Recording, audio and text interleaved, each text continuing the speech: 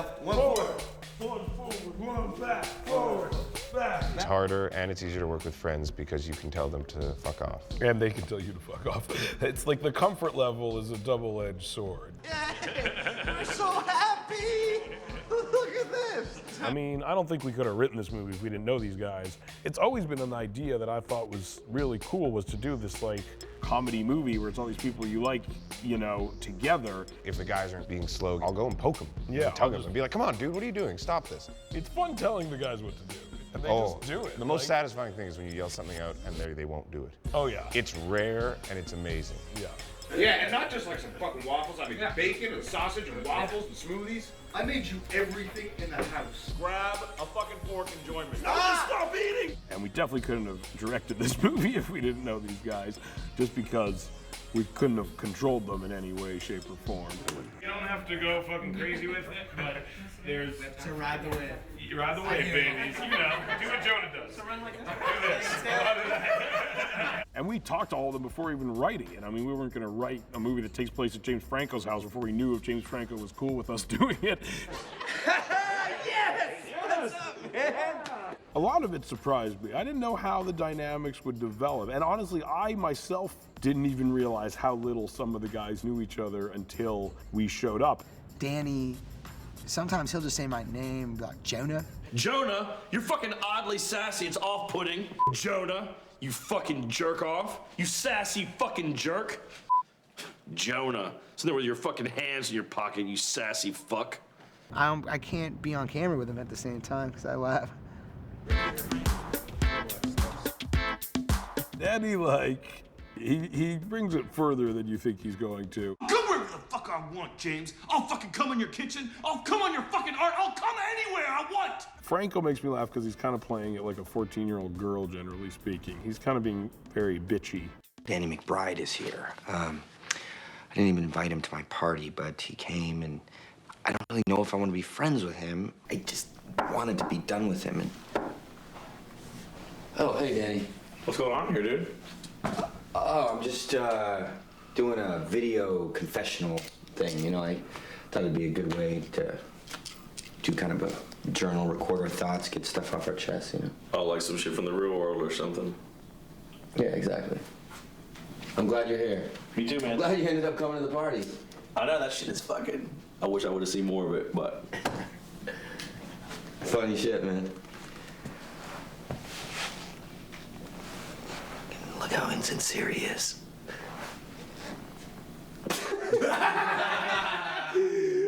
Jay definitely has a lot of references that nobody understands. It's like the golfing sequence in Navy SEALs. Sick reference though, bro. Oh, thanks, bud. Dude, your references are out of control. Everyone knows that. Craig's kind of like, he's very still and quiet. He doesn't do very much, but then when he does it, it's very funny. So I just drank my own pee for the first time, and it ain't bad. If they didn't respect us comedically, it would be impossible. And the only people they really respect comedically, they're friends with. It's just cool because you're in the scenes with Seth, and Seth will see something he likes that you do, and then right there in the scene, he'll just tell you to do it again. we have been doing that so much where it's like that. He's gonna say something, you just make something up, he'll make something up, then we'll get into that other bit. Be careful, please. Okay, I'm sorry. We're doing our best, man. Okay. Craig is pushing it in. He's like, hey, is this a good place for the dick? That dick is calling up. It's unique for me to be on the set of a movie where the directors, I've known the two of them for 12 years since I was 18. Perfect. Oh, I know. Oh, I know. God. They put in this level of heart or connection between the characters that grounds the comedies. Oh my, are you serious? It's all of your favorite things. Starburst and Airheads on a, and it says J. In joints. Presents are presents, but the fact that somebody, the thought process is what makes the present valuable. It's not the present itself, it's that somebody was like, oh, you would like this, filled in the blanks, went out of their way to get it. This is... It's emotional. Seth Rogen. It's an emotional moment. Those guys want us to push it. I mean, that's the beauty with improv, is that you can just push it as far as you want and then let the editors sort it all out. Not only are they gonna cut the bad stuff out, when you're improvising, they are going to help you find the better thing. But if you touch the blade, react like it's really hot, okay? A lot of these people started out together, myself included, and then everyone's gone on to do their different things, and their careers shifted in different ways and grown, and it does feel like a high school reunion of sorts to go back to it. This reminded me when we did our first thing together. You mean Seth? I think the very first thing I did was telling you that I want to be inside you, dog, in the barn. We all kind of have a shorthand. When you're the only one in the frame, you go, Danny! Danny! You're alive, bro! Yeah, I probably wouldn't do this movie with anybody else. I think it's a trust, you know, you just go in, it's like knowing your teammates, you know, and they know where to get them the ball. You start washing your feet with bottled water and They're just the greatest guys, and I'm down for them whatever they need, always. Wave! I am. Hey, how do people view this shit now? You're watching this on the internet. But do they buy it off iTunes? Is it like, if you like this movie, you'll love these behind-the-scene features? It's free. It's free? This is free? Wait, we don't get any money for this? Who wouldn't pay for this?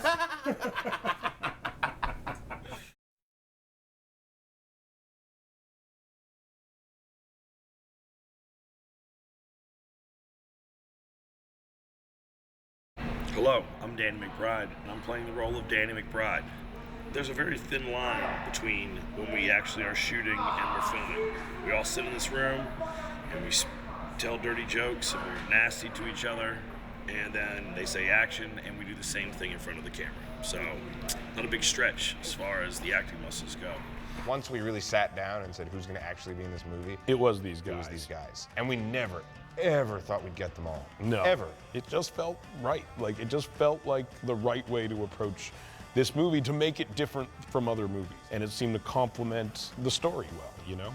They told me that from the get-go, that we'd all be playing ourselves, which I thought was a pretty interesting idea. Everyone's sort of an enlarged, more comical version of themselves.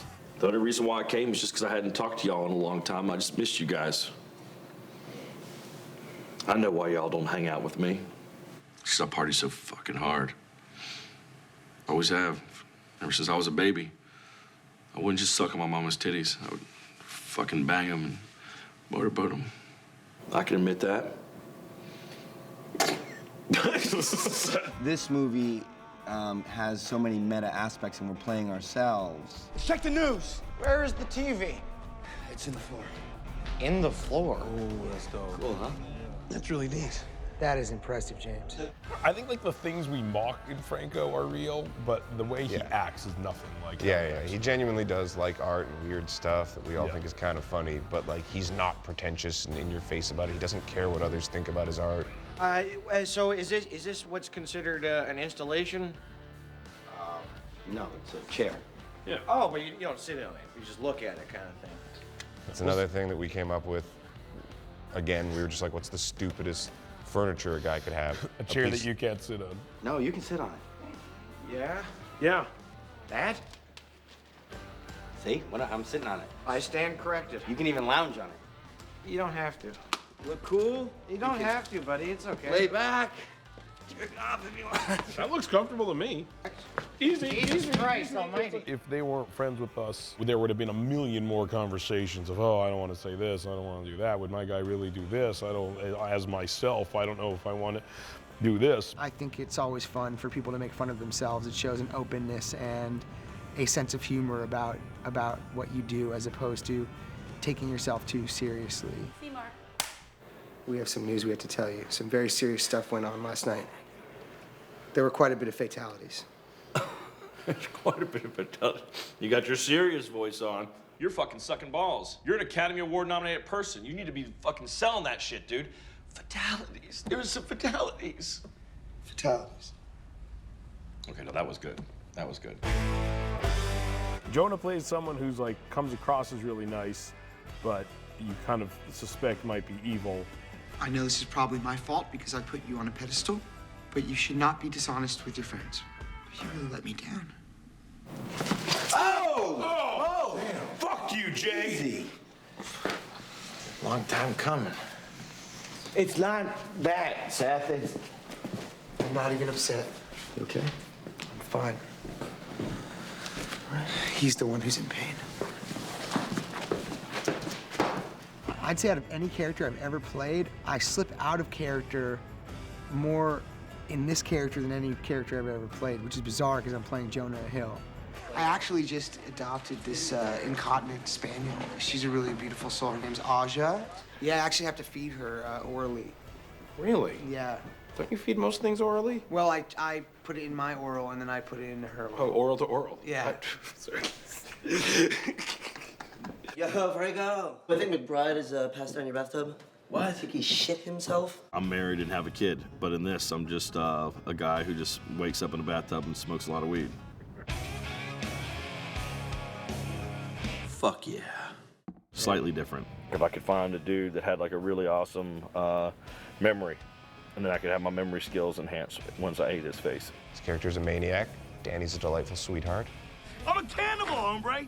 We're gonna fucking eat your ass. Fuck you can't eat us. Fuck that, man. I can do whatever the fuck I want. This is part of my new life philosophy I adopted ever since you assholes exiled me from my homeland.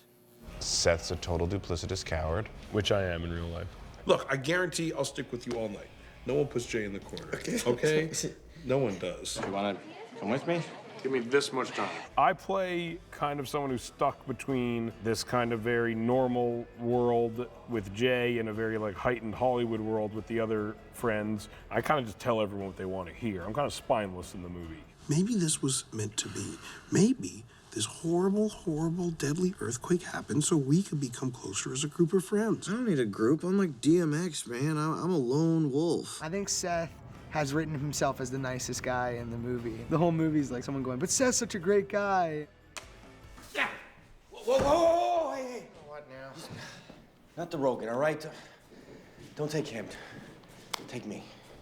And all of us are these like demonic, awful people. Personality-wise, the guys aren't really anything like themselves, any of them. It's kind of more like the specifics to their life that we've used. Jay does live in Canada. He did leave LA because he doesn't like the lifestyle.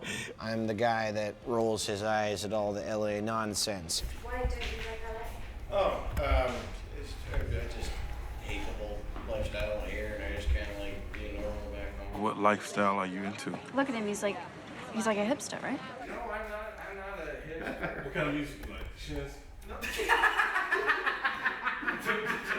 I'm the guy that has nothing but unpleasant things to say about show business. You like Forrest Gump? No, it's a horrendous piece of shit. Life is like a box of chocolates, no? Yeah, no, I'm familiar with it. You never know what you're gonna get. Craig's just nice. I'm straight up lovable, son. Craig Robinson? Never met him. He's hilarious. Sweats a lot, but he's a great guy. Craig really does carry a towel around. It's true. This kind of movie, when you're playing yourself, there's no wrong answer kind of attitude. Okay, maybe I wouldn't do that, you know, in real life, but you know, it's an idea for this character. Cut. It's my Robert De Niro.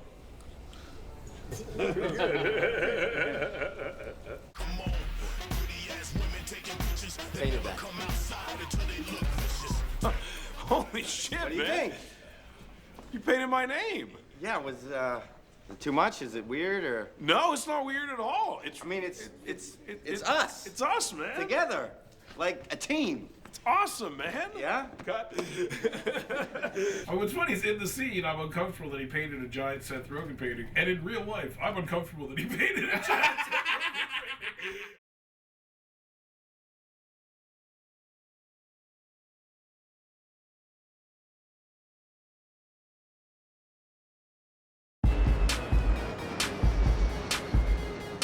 I assumed one of the actors would have died, and that none of this would have ever happened. And that it would be Craig. Yeah. We still have 2 days left with him. And action, Tim. My name is Stephen Ritzy, and I'm the stunt coordinator of The End of the World. I've been doing it for about 25 years now, and this is like the funnest that I've had on any set. So this is how the other half lives. Come on. I'm Brandon Trost. I'm the cinematographer for The End of the World. Brandon, our cinematographer, was heavily suggested to us by the studio. They said, we know you're gonna think we're crazy, but you're gonna meet this guy, and we bet you anything you hire him on the spot. And that's exactly what happened. He was the first guy we met with. Yeah, we canceled all of our other absolute no-brainer. The fact that they wanted this movie to not look like a conventional comedy was what drew me to it ultimately. I mean, they said, look, we want this movie to be dark. We don't want it to be flatly lit. We want a very specific stylized look for this. And I pretty much said, look, I'm just stoked you guys have the balls to do this because I would do it. I'm looking forward to doing it.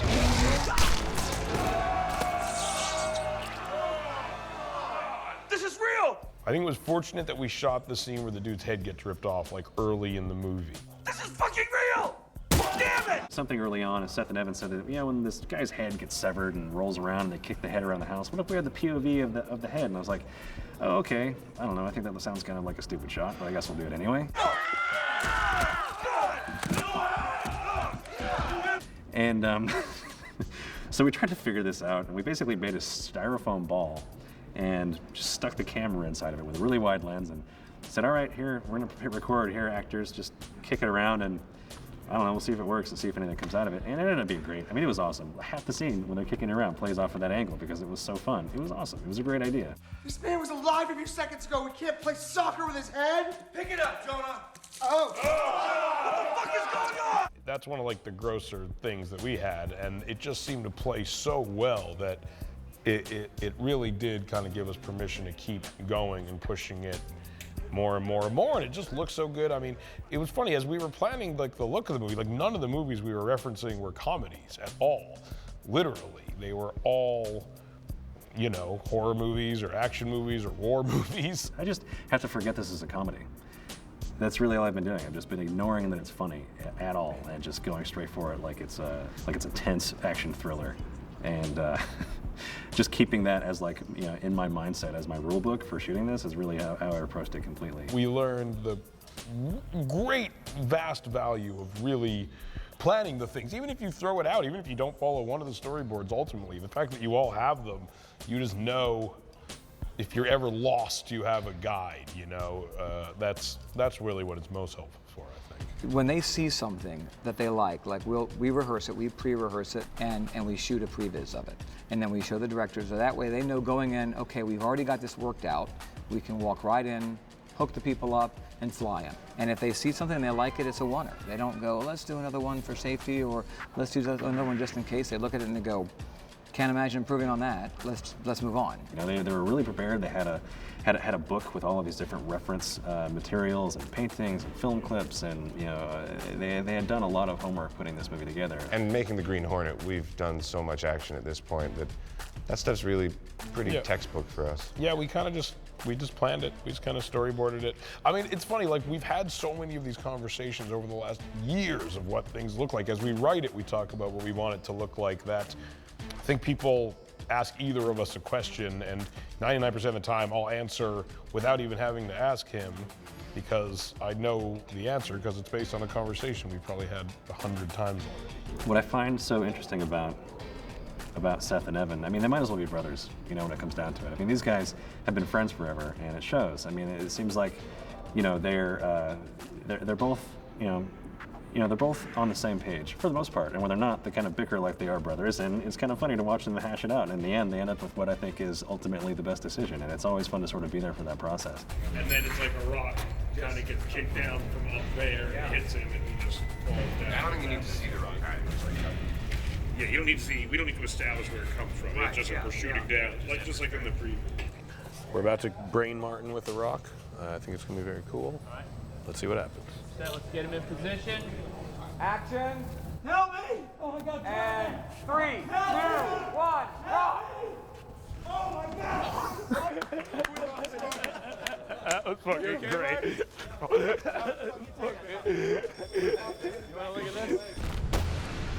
I think it's been a really fluid process with everybody, and I think, I don't know. I mean, it's funny. It's like the way we learned. It's like the way we grew up working, essentially. So to us, it's not weird. We decided really early on that we wanted this apocalypse to have a new tone. Once it hits, it's like the world has changed, and that's sort of how we've changed both the night and the day look. The daytime now has a very amber sort of reddish golden hue to it. It's almost like we were looking at reference stills from from dust storms in Sydney, Australia, that had like this really thick red, orange, sort of golden, ashy look to it. And we did some tests and found a color that we liked and sort of stuck to that for our daytime. And at nighttime, we decided, well, the whole world's on fire, so let's just make it feel like there are fires all around the house, kind of burning the world down. Fuck this shit. Whoa! It's fucking hot in here! Fire is always a very dangerous thing and a very challenging thing, depending on how far you're going to take it. And action. Go.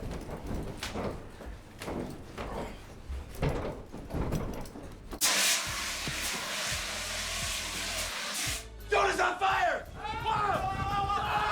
We have a chase through an entire house, from the upper level to the lower level. He's running into walls, lighting things on fire the whole time, so it's not just him on fire, he's lighting the room around him on fire. And then at one point, he jumps through the railing from upstairs and drops, about 15 feet down into the lower level, into the living room right next to the guys. You actually see that it's all of our actors running around with this huge fireball chasing them. And that's what makes it, fun and realistic. Doing that in steps, and we carefully planned it out. We're going to light him here and put him out here, and that's that segment. We're going to light him here and put him out here. Everything done in stages and in pieces, and not pushing past that. We knew exactly what to expect. But yeah, lighting somebody on fire 9 times and 9 full burns is not a small deal. And that guy was really on fire. I've never seen I've seen guys kind of on fire. That guy was ablaze. Yeah, it was like a little one-man inferno. That was one thing that was one-man inferno. Way bigger than we expected. Yeah.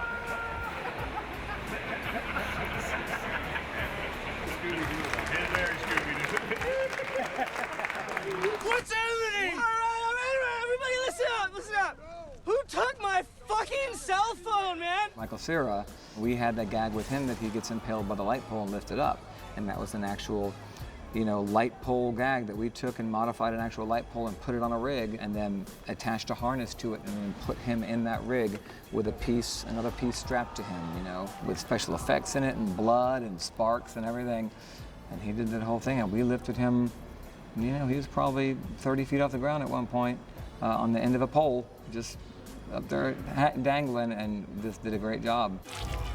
Oh, shit, that's embarrassing. Well, one of the biggest achievements that I think that Spellman has achieved is just making this film look like it's in LA, and we're in New Orleans right now. And this is, this whole movie is shot in New Orleans, and it takes place in Los Angeles. I mean, right down to the Melrose Street that we laid out on a block stretch of road here in New Orleans, and it's all been super legit. That's the great thing about this movie. They've been involved in every stunt we've done. Even, once they exit the corner store and they near miss a car that literally goes straight and crashes into the front of the store, that's them running down the street and diving out of the way of a car that we're blind driving, that we go right by them and right into the front of the corner store that they just came out of. So, and then we T-boned another vehicle directly in front of them. As they ran to the store, I would give them a mark and said, you may not go past this mark, because, 10 feet in front of you, we're going to T-bone a car. Oh! We are going back to Franco's! God damn it. I always want to use the actors as much as possible. And so when you can build them into big, exciting gags like that, where people go, oh my gosh, that was Seth and Jay, and that car was right in front of them and almost hit them, that's exciting. I feel like when Danny McBride was the Cannibal King, he put it the best way when he said, how fucking crazy is this? Because that's exactly what this is. It's nuts. This movie is bonkers. That's it. I will say bonkers. I don't really know how else to explain it. Over the years, we've kind of learned that the more seriously you take the action itself, the funnier the idiots surrounding the action, their reaction can be, and that's where the laugh comes. The laugh would never come from the action. The laugh comes from how we're daintily reacting to the action. And so the cooler and scarier it is, the funnier it is ultimately, because it all becomes heightened, and it's all of a sudden we're stuck in a real movie, which is kind of where the whole joke, basically. It's happening! I'm holding an upside-down head so the blood doesn't spill out of it before filming. And my balls are on your shoulder. And Jay's fucking balls are on my... And that's the grosser thing of the two things that just happened.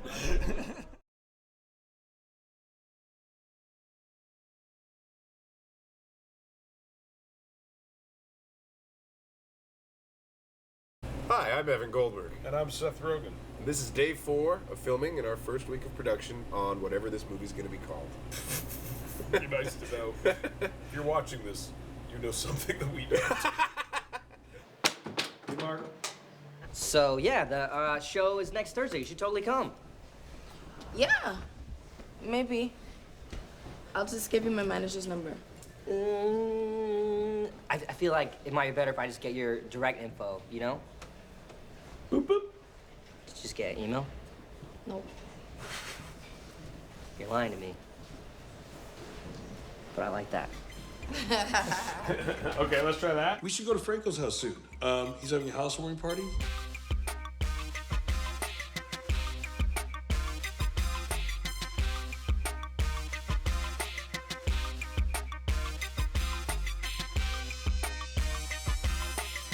We had all of our friends come, and some people we're not friends with, but we are now.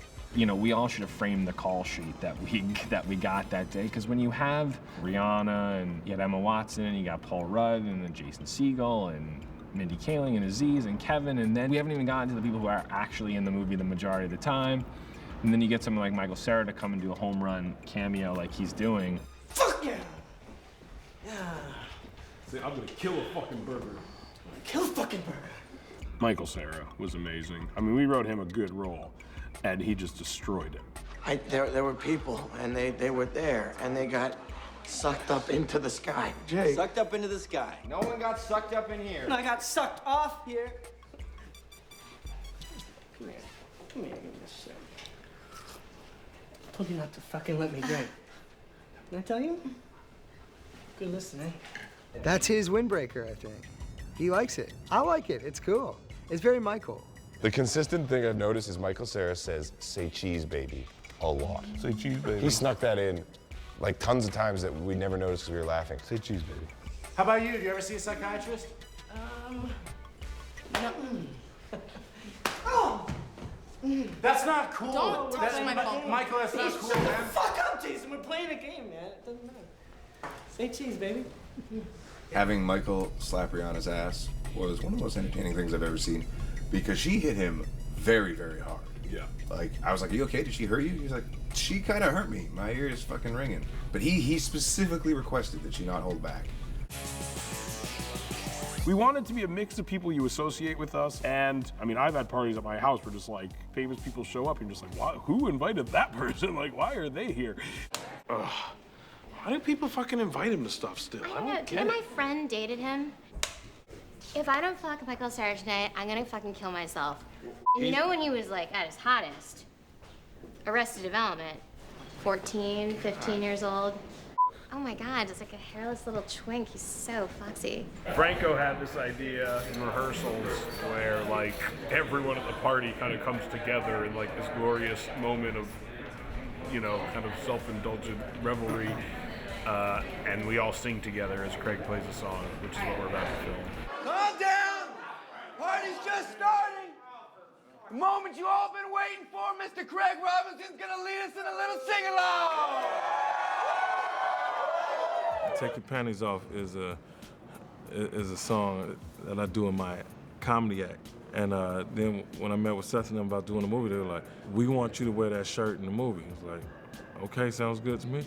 Now, Craig, don't get nervous. We got Rihanna up in the house. Uh-oh. So I'm singing a song to Rihanna. Hey, Rihanna. Take your panties off.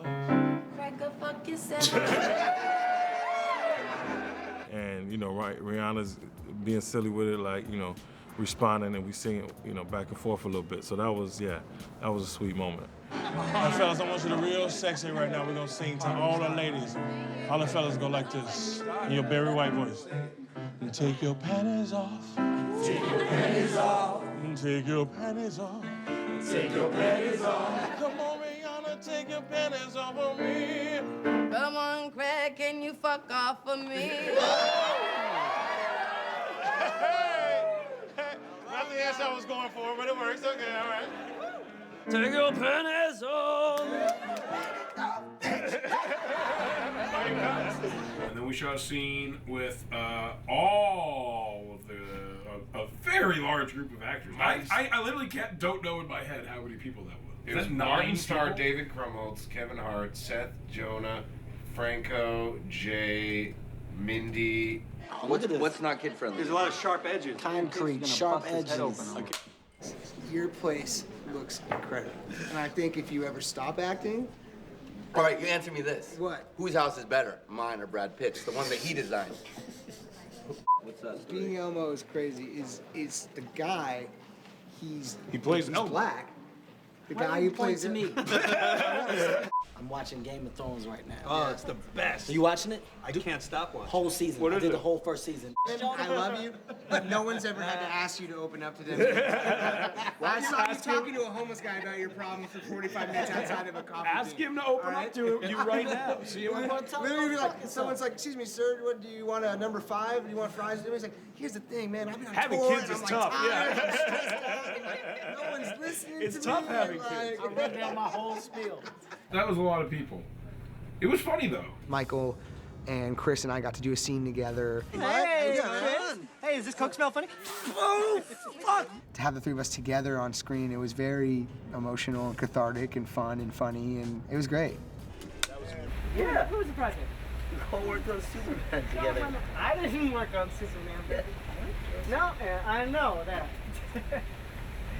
I didn't work on the Superman. I'm gonna get the fuck out of here, dude. Kind of like that. You was gone. Poof! What did you just blow on me? That's expensive shit. What did you just fucking blow on me? What the fuck? Don't worry. It's just heroin. Are you shitting me? I'm just kidding. It's cocaine. Oh. But What the still, fuck? That's still very bad. Dude, I've never fucking done this drug before. It's very bad. I have a drug test. I have a drug test next week for a movie. Is this shit gonna show up? Oh yeah, definitely. Dude, Fuck! awesome running in. Fuck!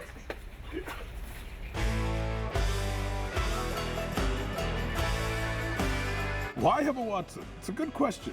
It just made us laugh, honestly, the idea of it.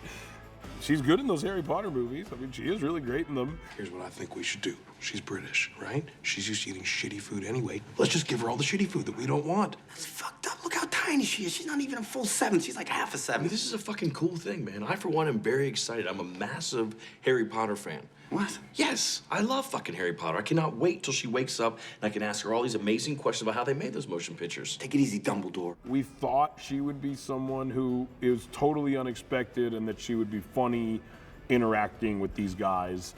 Because again, it's just kind of the last person you would expect to be in our world. So basically, I haven't eaten, I haven't had anything to drink in like 4 days. I'm living in a drain pipe. I get in here and these guys are talking about raping me, and that's it. I just lose it. The axe thing, it's hard. It's heavy. It's hard knocking down that door. I'm telling you. I do not need to like go to the gym or anything. I'm exhausted. I'm so tired right now. I can't even tell you. I'm so exhausted. Rudd was the one who came out of nowhere with maybe the funniest joke out of any of the cameos. He with just the had giant champagne bottle. He had one day off from another movie he was doing, and he just shot on down here and did it. Yep, he came on down with the big champagne bottle and did it. It was wonderful. I'm late to the party because I stopped to get a huge bottle of champagne because you can't show up empty-handed to a housewarming. What the fuck? Oh, God! What the fuck is happening? What's happening? Look, the fucking hill's on fire, man. I guess in the chaos, my car broke down because I run a really long way, which maybe contributed to my tardiness. The biggest credit goes to the guys again. I mean, you had people pitching themselves practically to be here, and that's all about Seth and Evan and who the movies they made and the kind of people that they are. He killed them all. Oh, they died. Killed every last one of them. No one gets out alive. All right, somebody call my phone. Everyone shut the fuck up. Somebody dial. 3, 1, 0, 9. Oh! That was crazy. Something happened. Something happened to you in there. Something happened on that last one. A tube. When the blood started, it was just... He was internal. Directly into this. Look, this arm is filled with paper sticking out. You're probably gonna have to shower, dude. You're gonna need a bath. Hi, I'm Minnie Kaling. I am here on the set of Seth and Evan's movie about the apocalypse. And I am standing in front of the giant demon pit where me and many other of my friends who are actors died as ourselves. Me, Mindy Kaling, you'll see me perish. So if you're a fan, you get to see me scream and shout and die. And if you're not a fan, you will also see me scream and shout and die. So there's something for everyone.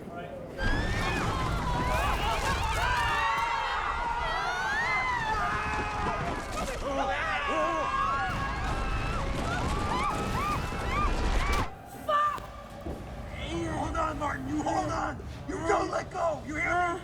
Go. Okay. Pull yourself up. You're stronger than that. Craig! Craig! Help me! It's too late for you! What the fuck are you talking about? Use your big body to pull my little one up, please! Please, Craig! You're so big, I'm so small, you can pull me, please!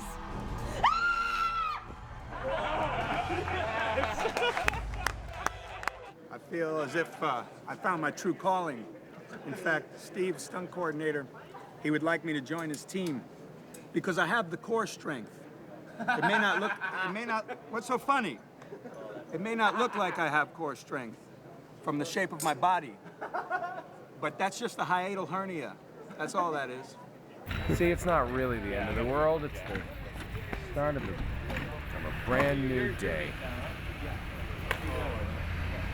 Was that Jason Segel? What'd you do, Jason? Get in here. Today was really nice. Our whole group was back together. I had a great time. It was nice to see everybody. It was nice to catch up with some old friends. You know what? It was nice to make some new ones. Yeah, who is your favorite old friend? Well, that's tough. Yeah. There's a lot. Yeah. Probably Rihanna. Yeah. Who's your favorite old friend? Rihanna. Who's your favorite new friend? Rihanna. Yeah. Say I love you. Say I love you as Chewbacca's, but you're actually Princess Leia. Oh shit. Shoot. Yeah.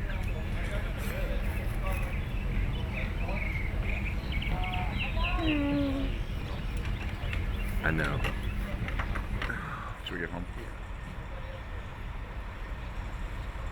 You got it?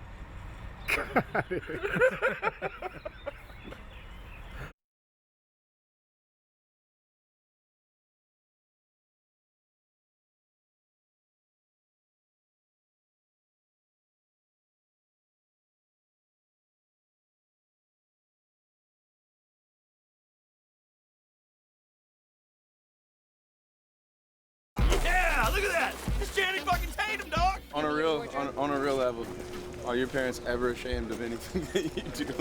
Fuck out here!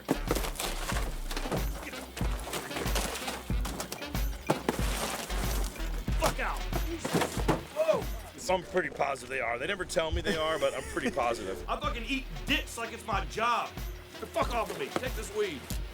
Get off my fucking leg. Get off my dick. Get the... Stop humping my fucking leg, Channing. Chill. Chill. Goddamn. And if they weren't before, they will be. They will be now. Done here. Yeah. Same here. Hold on for a second, guys. Get the fuck up! And the cool thing is, he does whatever I fucking say. Dance for your dinner. Woo! There you go. Some cookies. Watch, you gotta watch the legs. He gets wild with the legs. I take animal crackers and try to throw them in his ass. Down, Channing. Channing gets cray-cray. Here's some cookies, Channing. Look, I drop cookies in his ass sometimes. It's fucking, he makes them bounce. Shake hands. Treats, motherfucker. Fucking roll over. Channing, get over there. Treat him like a bad dog now. Be like, wait, what is that? Just like poke him and be like, get off. Come on. Damn it. Fuck. Play in the gravel. Yeah, hold on. Yeah. We're just making life better for other people. That's what we do on a daily basis. Make your stink eye blink at him. Make it wink, baby. I knew you'd end up this way. Wait, do the thing. Channing, I'm really glad we got a chance to work together, man. Hey, man. This is exactly what I was hoping it would be. I butt-fucked this dude. I butt-fucked this dude. I butt-fucked this dude. Fucking butt-fuck this dude. Look, buddy. Yeah, I love your dedication. On the real, you inspire me. You butt-fuck Channing Tatum. I slide right up in that motherfucker. Yeah, you inspire me too. Why are you doing that? I call him Channing Tate Yum. The way that you flexed your ass cheek muscles, I just really honestly haven't worked with anyone who's had that level of commitment. Show them how I butt fuck you. See that? I fucking slide right into that shit. I do whatever I want. I just really wanted to make that same dedication to, everything that I do in my life. It's crazy, dude. The worse I treat this bitch, the more it comes to love me. This Channing Tatum is one sick motherfucker. That's just kind of where I'm at right now in my life. Well, it's a fucking inspiration. Thanks, buddy. And I'm gonna tell my kids about this, and I hope they're gonna tell their grandkids, and they're gonna say I was there. We were there when that happened. Yeah. It's crazy that it took the whole fucking world ending for me to find true love. Honestly, this is the most meaningful relationship I've ever had. It's beautiful. You jealous of this ass? You know you are. I love this dude. I love this dude. Tell me you fucking love me, Mark. It's fucking G.I. Joe, dude. Fucking loves me. Seriously, I'll be your little slut any day. Hey, and likewise, you ever need a slut, you know who to call. You call me? Yeah. I will slut it up. We'll slut it up. I'm the fucking king of these bastards. I do whatever the fuck I want. What more do you want? Look, that's it. That's the way it is. Ready and action!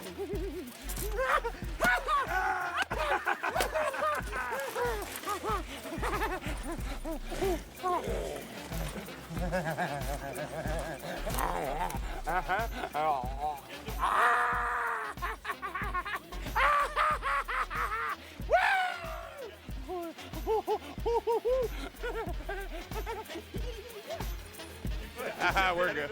Okay, we're good. We're good. We're good.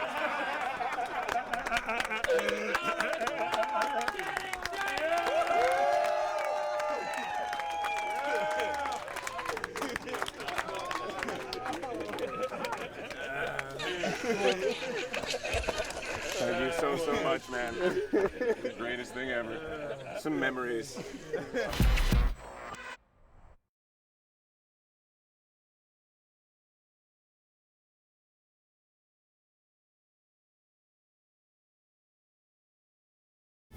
We did Pineapple Express 2 stuff, which was really fun and awesome. It actually kind of follows the plot of what we actually talked about doing if we ever actually did do a Pineapple Express 2, which is kind of funny. And it's just kind of surreal to see everyone back in their wardrobe. But it was, or makeshift wardrobe. Or makeshift versions of their wardrobe. It's weird that Franco's character has a beard. Yeah, it's true. It does look weird. Why don't we do a sequel to Pineapple Express? I would love to do a sequel to Pineapple. Do you have any ideas? I do have an idea. Hi. Right now we're shooting the scene where we're making Pineapple Express 2 in our movie. It's pretty weird. That was one of the most fun things to shoot in the movie, was Pineapple Express 2. Put them in there, and I slammed Danny's head, like the shot from the first movie. Boom. You know, it could be funny if Danny took a handful of like. Hey. Forgot how to do them though. This brings back happy memories. I think the way they're gonna do it is almost like we just shot it on home video. There was, this sequence that they at first just wrote to help show the passage of time where, we're sitting in the house and we're bored. So what would we do? I guess one thing we do is we start reenacting, scenes from movies we've been in. So one that we talked about early on was Pineapple Express. When they introduced the idea right in pre-production, I just thought, yes, of course, that's gonna be the scene that just makes this movie. You could just show that. Should we call Red to get more weed? I don't know, man. That guy's gone crazy. Red, Danny, has become like the drug lord, since we killed the other one. I'm the drug lord. This is my town. I control the flow of drugs into this city. This is fucking hilarious. And he wants me and Franco to help him assassinate Woody Harrelson, who's going to legalize weed. I'm a bad apple. And he wants to assassinate Woody Harrelson because he's going to give a speech that makes all of weed legal, effectively rendering drug lords out of business. Awesome. Yeah, it's fucking awesome. Seth worked on Observe and Report, and I came in and worked a little bit on there. And Craig and I have worked together on Eastbound and Down, and Franco and I have worked together on Your Highness. So I've been in the ring with these guys a few times. Action. I'll go back and forth from making it an automatic weapon to shotgun. They were developing Pineapple Express at the time, and so, you know, I told them about how David Green, you know, that he directed comedies back in film school. So they checked out David's work, and then David ends up directing Pineapple, and they threw me in there, and, you know, that was kind of how it all began. It's been great working with Seth and Evan in this film. It's just cool because you're in the scenes with Seth, and Seth will see something he likes that you do, and then right there in the scene, he'll just tell you to do it again, and I like working that way. I think it's fun. Bring me the head of Dale Denton and Saul Silver! Ah! Okay, cut. And let's get Craig in here and we'll do that one and then we'll be done.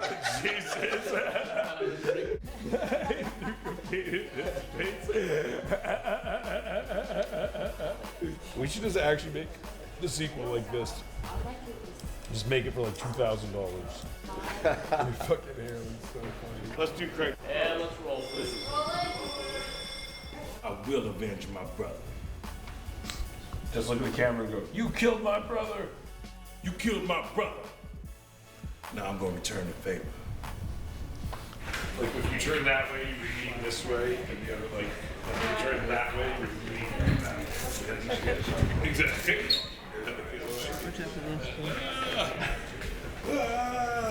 Wait, Seth, we got to do the Christmas tree drawing. Maybe we should do that scene with the Christmas tree drawing. Maybe like some crazy version of the cross joint. Yeah. Who rolled these? Heather. We should make a Christmas tree one. What's the fattest one you made?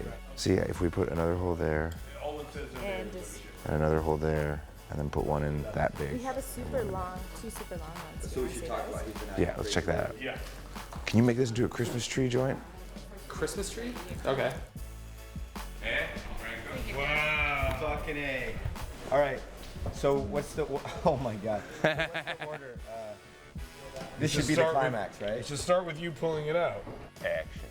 I thought we'd graduate to adulthood. That's why I have the Christmas tree joint. Holy shit, man. Merry Christmas, dog. It's funny how much everyone, like, bought into the reunion element of it. I mean, like, honestly, part of us was like, well, they want to do this? Well, they think it's weird, like, that we're trying to make a joke about all of them being together again. Like, will they not want to play into that in some way? Do they want to leave it in the past? And they didn't. They were all super psyched about it, and it was hilarious. Oh, Merry Christmas. Merry Christmas.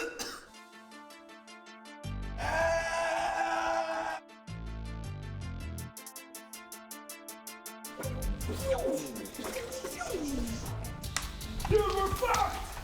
Ah! No! Oh, shit, dude! Oh, I can't hold on much longer! Oh, we're so fucked!